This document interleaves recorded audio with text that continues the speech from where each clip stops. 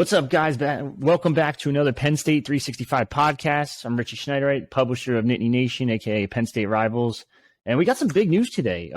Kari Jackson, a four-star out of Michigan, committed to Penn State. He's a Rivals 250 kid, one of the highest-rated inside linebackers in the class. And joining me today is Clint Cosgrove, Midwest analyst for Rivals. And Clint, just talk to me a little bit about Kari Jackson. I know you just talked to him, but just tell me about him. Yeah, I mean, Kari's a dude. If anybody who watched the interview of, us discussing his commitment yesterday, just, first thing that stands out, and not even on the football side of things, but just personality and savvy, and he's just a smooth dude. So you like that in a good football player, and his play on the field speaks for itself. He is, I don't know for sure how they plan on utilizing him. I haven't talked to the staff. We didn't get too far into it when we were talking last night, but he plays in the middle for West Bloomfield, and he's your new age of middle linebacker, in my opinion. He's what we've seen the game kind of transition to. He's sideline to sideline guy, moves very well laterally. He's really good at tempoing the ball. He sees the field well, and then when he diagnoses the play, he goes and gets the ball carry. He's a very sure tackler in open space. He can carry the seam. He can play some zone coverage. He can be physical. I mean, his block destruction's good. There's just so much to like about him. I think he has a ton of upside, and he's extremely intelligent, and that's exactly what you want from the quarterback of your defense. I mean, any guy who can go to Stanford as well, they're pretty bright dude. All right, so I got a couple quick ones for you on Kari. Number one, he obviously played at IMG before going back to Michigan. And for people in the Northeast, I could be honest, I don't know shit about West Bloomfield High School. How is the competition up there compared to, I know it's not IMG level, but how is it? It's not IMG level, but it's good. West Bloomfield sends out tons of Power 5 kids. Like Donovan Edwards is from there. Amir Herring this year, Rivals 250 kid. Jameer Benjamin, who's committed to Stanford. All these guys are from West Bloomfield. They all play on the same team. So there's a ton of big-time players there. Actually, Rob Bellamy was the head coach there before he went to coach at Michigan.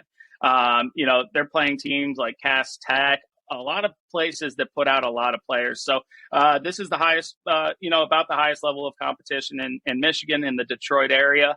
And so although it's not a national type schedule that they're playing some very good competition in Detroit. And, Detroit, Michigan football as a whole is better than people expect. And one thing that they really do stand out with is they might not be as high as Texas in terms of the overall quality of football, but the elite players in Detroit would be elite anywhere in the country. They have some really high-end players, and they take their football seriously, and they're tough kids too. Yeah, that's good to know, considering Penn State wants to obviously get into the state of Michigan quite a bit, if they can, every other class, if not every class. But I also want to talk about this before. You mentioned Ron Bellamy, obviously left West Bloomfield to go to Michigan. He has a Michigan offer. He has a Michigan State offer, but it didn't seem like they pushed too hard. I guess the big question fans have is why? And if they do push later on, is there a chance for a flip? Yeah, I question those things sometimes too. I didn't ask the question. Sometimes it's guys they know they don't want to stay close to home. They're not going to put all their eggs in one basket on them. It could be he left to go to IMG for a while. So Bellamy's like, they started recruiting different guys. There's a lot of reasons that they might have not gone on him. I thought of that with Amari Snowden, who ended up at Wisconsin as well. I wonder, why did Michigan and Michigan State, why are they not going after him? He's a highly rated kid with a great skill set. And, sometimes it's fit. Sometimes it's the kids made it clear that they want to get away. And then in Kari's situation, it could be that, it's because he went down to Florida and, maybe they thought he was going to go to the SEC or something like that. But just from talking with him, I know that Penn State was kind of a dream for him growing up, and maybe he made that known as well. So neither of those schools were in the finalist. I don't know, necessarily why, but it looks like he wanted to get away from home first and foremost. And then the tradition of linebacker play at Penn State, I think, really stood out to him. The whiteout probably sold it to him when he was out there. Mm-hmm. And like I said, he said that he grew up wanting to play there. So now there's obviously another big name over at West Bloomfield I want to talk about, Brandon Davis Swain. What's the latest on him? I know he was committed to Notre Dame at one point. I know people are talking about Michigan State. Number 36 in the country. Like, is there any way getting Kari could kind of help Penn State a little bit? Yeah, I'm sure it could. I mean, I don't know how close they are, but Brandon's a great kid, smart kid, heck of a football player. I mean, you got to kind of see it to believe it, because he looks almost like he would be undersized at the position, but he is so muscled up with no fat on him. He's like 245, 250 pounds, and he can run. He's twitched up. He plays mean. He's such a nice kid, but he's got a mean streak on the football field. So I don't know how good their relationship is.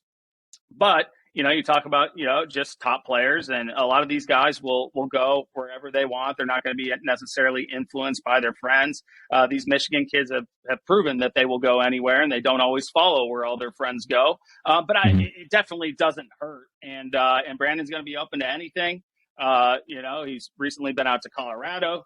He's going to take a look at USC all the way to the East Coast. So I think that's a recruitment that, he did when he made his commitment to Notre Dame. It was not planned.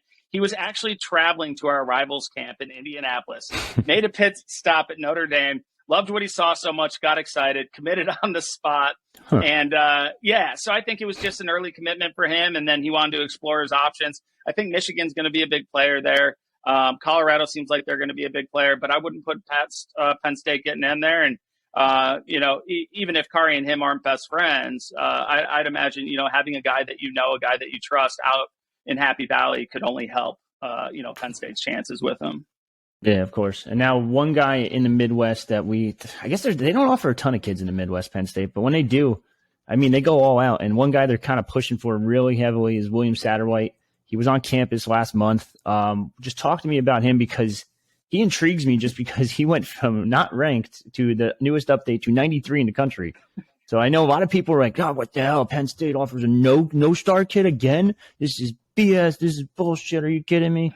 And now it's like, oh wait, hold on, he's 93. Like, well, you got to give the coaches some credit. They know what they're doing. They know when they evaluate. If I'd almost, as a fan, be more excited when they offer a kid without offers, because they've done their due diligence. They've really researched and if you go out on a limb as a coach, if you're willing to offer a kid who's not highly recruited and you're kind of a blue blood program, I think that says even more, because sometimes schools end up offering just to stay in it, even if they don't love the kid, in case that they need him eventually. And that's how some of these guys get huge offer lists. So Satterwhite with no stars is partially because we're not out there digging up kids. Like, I don't have enough time to go and look and find the next great guy. That's what I did in my old job as a scout. My job was to find them before they were on the websites, before they had stars, get them to our clients.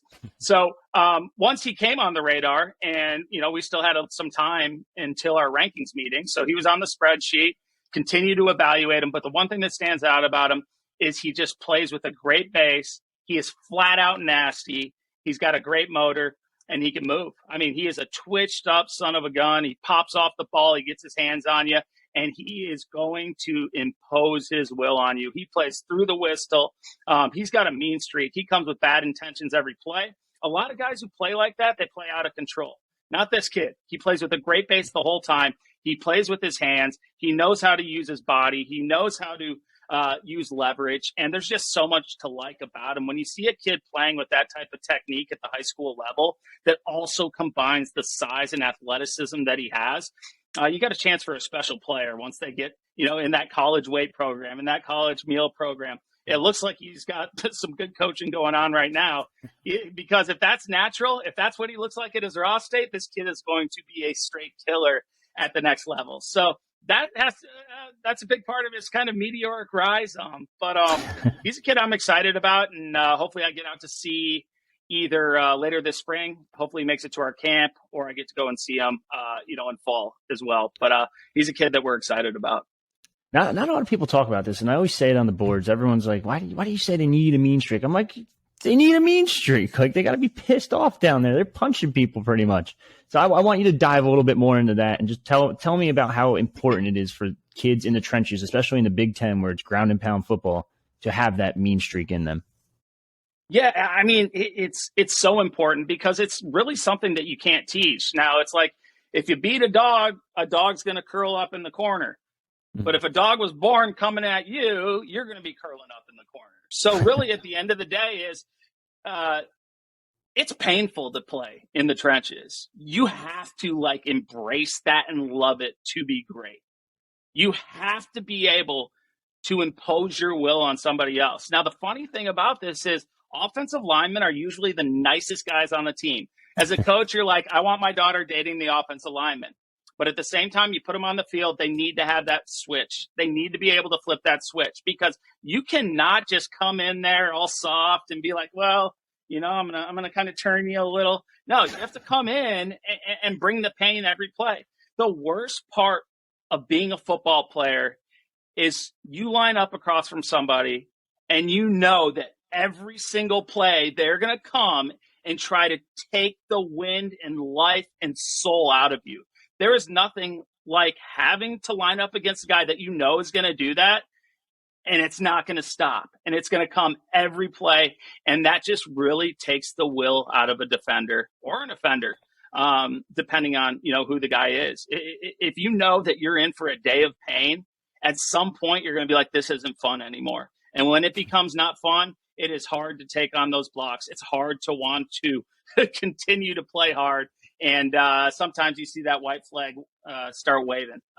It's just you got to have a guy who's got to – they don't have to be mean all the time, but they got to have that switch. And they need to be able to impose their will. And I think that's a very important part of being a great offensive lineman.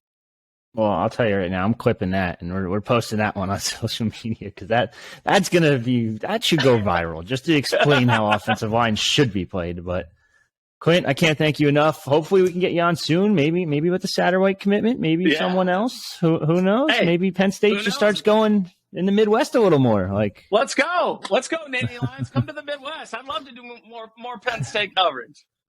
All right, for me, it's Clint Cosgrove. I'm Rich Schnyderite, and that's all. Stay tuned for another Penn State 365 podcast soon, and give us a subscribe down below. Give us 5 stars, and talk to you soon.